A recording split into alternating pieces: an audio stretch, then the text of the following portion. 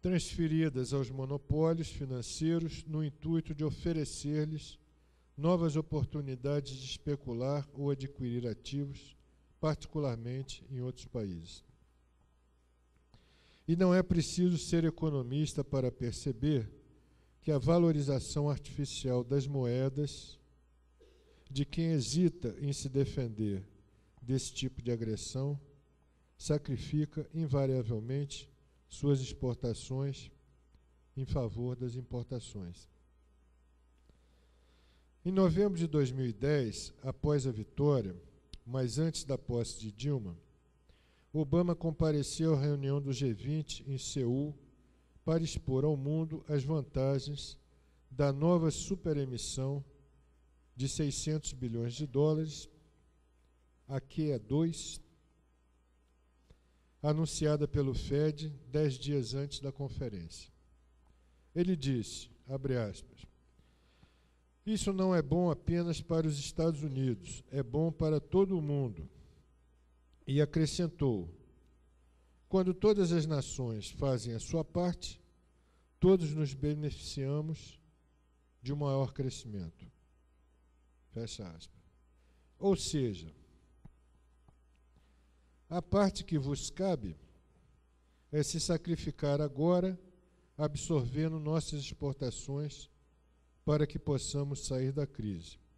O nosso crescimento virá em vosso benefício. 19 dos 20 países representados no encontro rejeitaram o presente e criticaram a política de superemissões. Dilma e Lula estavam lá.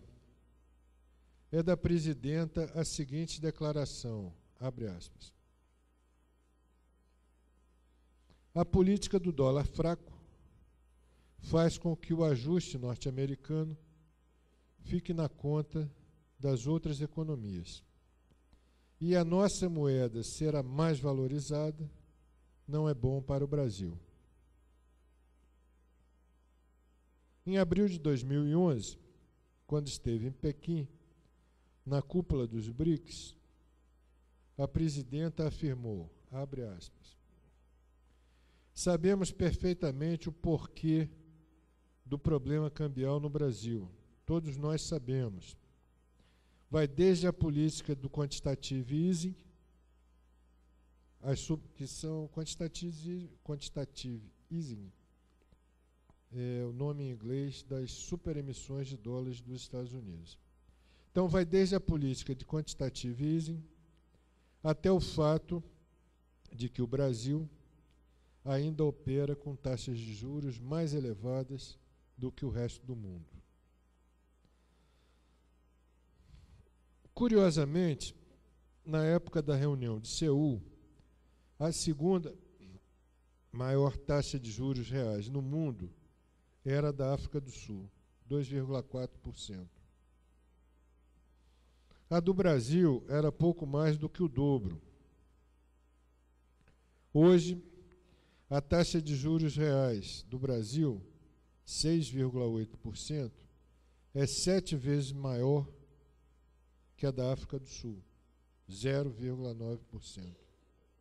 Em suma, a nossa subiu, a deles baixou. O diferencial de juros do Brasil em relação aos demais países cresceu vertiginosamente. Praticamente todos se defenderam reduzindo suas taxas, e hoje apenas 9 as têm acima de 0%. Mas esse é um assunto que retomaremos à frente. Abre aspas para uma citação. A meta dos Estados Unidos com as superemissões é aumentar as exportações dos atuais 1,57 trilhão de dólares para 3,14 trilhões de dólares em 2014. Será o maior aumento que um país já fez. Dobrar as exportações em 4 anos. A afirmação é do chefe, fecha aspas, A afirmação é do chefe do Conselho de Assessores Econômicos de Obama, Austin Goldsby, e foi feita às vésperas do encontro do G20 em novembro de 2010. No entanto, tamanho é o estado de corrosão da economia americana que sua política de tudo para os monopólios financeiros e nada para o povo, com sua política, vou ler de novo. No entanto, tamanho é o estado de corrosão da economia americana com sua política de tudo para os monopólios financeiros e nada para o povo, que apesar da guerra cambial, a performance das exportações apresentou no mês de junho a segunda queda consecutiva de 2011, ficando em 170,9 bilhões de dólares. Resultado anualizado, quer dizer, portanto, se pegar esse resultado e multiplicar por 12, obtém-se a cifra de 1,83 trilhão, que é um crescimento bastante insignificante frente aos 1,57 trilhão, para quem quer dobrar as exportações em 4 anos. O déficit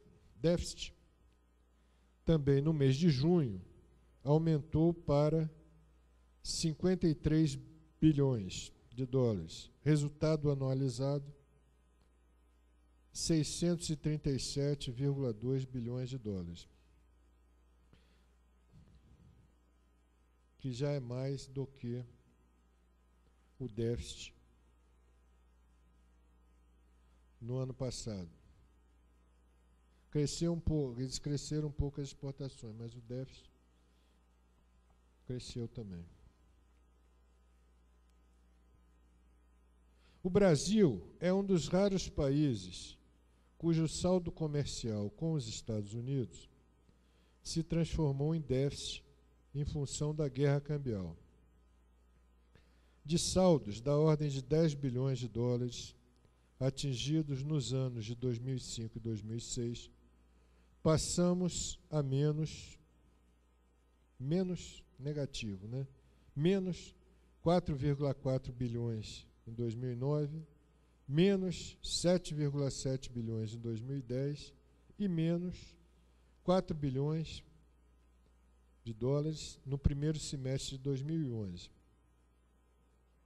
Ou menos 6 bilhões de dólares se levarmos em consideração a tabela do US Bureau of Economic Analysis, BEA. O dado deles é diferente do nosso. Vamos dar crédito ao nosso. Mas no caso, mas o dado deles, o rombo do lado de cá é maior. Houve quem se defendeu bem e quem se defendeu mal da agressão cambial. O Brasil não está entre os primeiros nem entre os segundos, porque simplesmente ainda não se defendeu.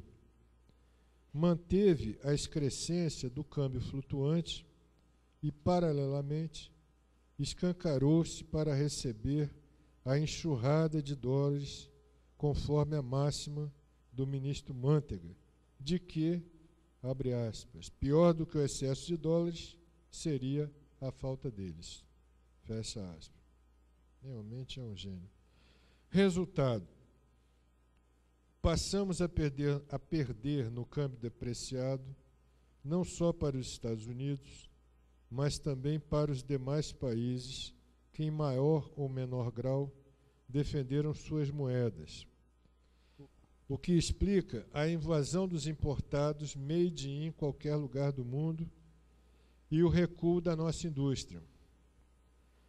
Essa é uma causa básica, embora não seja a única, do crescimento negativo do PIB brasileiro, menos 0,25%, aliás, 0,26%, no mês de julho de 2011. E no caso não se trata de desaceleração, mas de queda mesmo. Julho de 2011. Resultado do PIB menos 0,26, quer dizer, o PIB cresceu para baixo, decresceu.